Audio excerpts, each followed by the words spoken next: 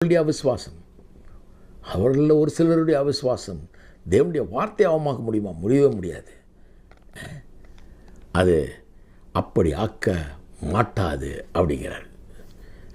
இங்கே ஒரு பெரிய பிரின்சிபல் என்னன்னா, தேவனுடைய நிபந்தனையற்ற வாக்குத்தத்தங்கள் எந்த மனுஷனுடைய உண்மையும் அவனுடைய உண்மை தன்மையும் சார்ந்ததல்ல, எந்த மனுஷரையும் சார்ந்ததல்ல. தேவனுடைய நிபந்தனையற்ற வாக்குத்தத்தங்கள் மனுஷன் அதுக்கு உண்மையாக இருந்து அதை ஃபாலோ பண்ணி அதை ஏதோ பண்ணாதான் நடக்கும் இது அப்படிங்கிற மாதிரி கிடையாது. அது நிபந்தனையற்ற வாக்குத்தத்தங்கள். நிபந்தனை உள்ள வாக்குத்தத்தங்கள்னால் எப்படி வரும்? அது நான் இதை செய்கிறேன், ஆனால் நீ இதை இப்படி செய்யணும், நீ இப்படி செய்தீன்னா இப்படி நான் உனக்கு செய்வேன் அப்படின்னு தேவன் நிறைய இடங்களில் அப்படி சொல்கிறார். கண்டிஷனல் ப்ராமிசஸ் வேதத்தில் நிறைய பார்க்குறோம். நீ இப்படி செஞ்சினா நான் உனக்கு இப்படி செய்கிறேன் அப்படிங்கிறார். அதெல்லாம் கண்டிஷனல். அப்போ நம்ம பங்கு அதில் ஒன்று, நாம் ஒன்று செஞ்சால் செய்வார்.